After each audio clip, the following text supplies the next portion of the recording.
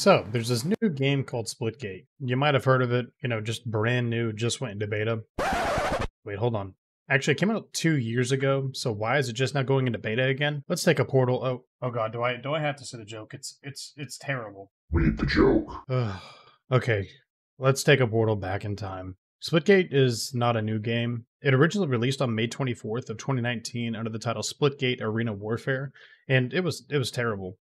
The general concept was the same as it is now. Halo and Portal had a love child, but the visuals were muddy and the game was just overall poorly optimized. The game was made by Halo fans, and you can see the obvious influences in map design and character design. On release, there were tons of big streamers playing the game. And I don't mean 100 viewer big. I mean Dr. Disrespect, Summit, and Shroud. They were playing the game, and overall, they kind of seemed to hate it, which is understandable because it really was a rough proof of concept rather than a fully released FPS title. Now, fast forward a couple years, give or take, and Splitgate is entering a brand new beta. This game that could barely hold a player base is pulling the old re-release strat that so few have been successful in pulling off. Looking at you, the culling. Now, Splitgate is flat out awesome. This game has done a full 180.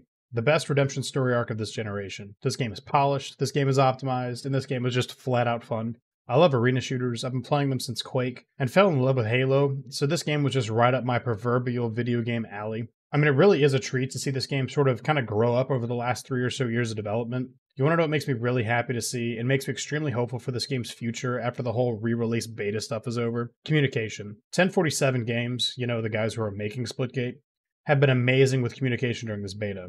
Other developers need to take some notes, looking at you, Respawn. Yeah, I see you hiding in that portal over there. Every time Splitgate has had a server outage or a connection issue or even just a small hiccup in their process, 1047 has tweeted or instabooked or facegrammed or whatever, and let everyone know exactly what's going on. It's just so refreshing to see a developer doing this. It's a small dev team of like 4 or so people, so I kind of understand the lack of red tape and bureaucratic nonsense that they don't need to deal with. But I love some open communication. There's an ongoing issue for about 72 hours where the servers kept going in and out, and they always updated when the servers went down, why they went down, and when they would be back up again. I really cannot overemphasize how important developer communication is, and they've been nailing it so far, so, just good on them. Pat on the back for 1047. Okay, but you haven't said one thing about gameplay yet. Yeah, okay, I'm getting to that. Splitgate is simple in concept, but very nuanced in its execution. It's a game that, on its surface, it's just 2 portals and some maps and some guns that look straight out of Halo 2, but in practice, it is something super special. Splitgate is a game that, after playing for a while, you realize 2 things. The game's skill cap is extremely high, and the skill gap is extremely wide. Essentially, this means that those who get really good at the game are going to be really, really, really good at the game, and that they're going to be leagues better than the next best players. I've already seen a little bit of this in my year and a half of playing the game on and off. There are some incredible Splitgate players, like just ridiculously skilled with their map knowledge, awareness, and use of portals. If you ever get into a lobby with a skilled Splitgate pro player, you will immediately know it. You will die in ways you never thought possible, and this is a great thing for the game. Games that take skill tend to either scare off new players entirely, like Quake, or they invite new players to try it and attempt to learn the game. I think Splitgate falls into the latter category for the sole reason that, like I said before, Splitgate is deceptively simple. It's a first-person shooter with a mid-level time to kill, and it takes moderate competence to be decent at, but there are only a few people who would truly play the game at its highest levels. Now, for what I don't like about Splitgate, for one, the game's art direction doesn't really have, a direction. When Splitgate first released, you could mix and match different pieces of armor, and the result was messy, to say the least. It just looked off. The armor pieces didn't seamlessly mesh with one another like, say, Halo Reach, because they were designed so differently from the start. Now, the game just uses complete armor sets as skins. I still don't understand the aesthetic that they were going for, because you have some skins that look like Halo Spartans, and then you have some that are like a cat named Oliver and a T-Rex. It just doesn't mesh well at all aesthetically.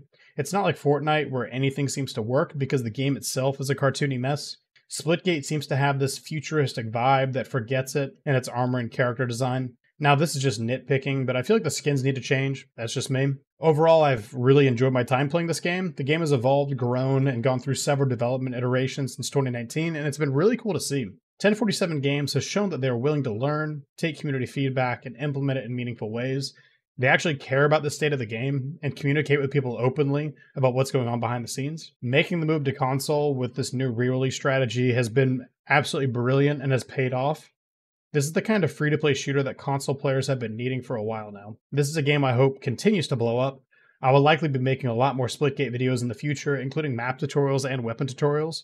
If you'll enjoy the video, please consider leaving a like and hitting that sub button. It truly means a lot. I always appreciate all the support the channel gets. I've also got channel memberships if you want another way to support my content. All of my links to my Twitch and my Patreon and merch are down in the description. Be sure to check all those out. Alright everyone, thanks for watching, and hopefully I will see you all in the arena.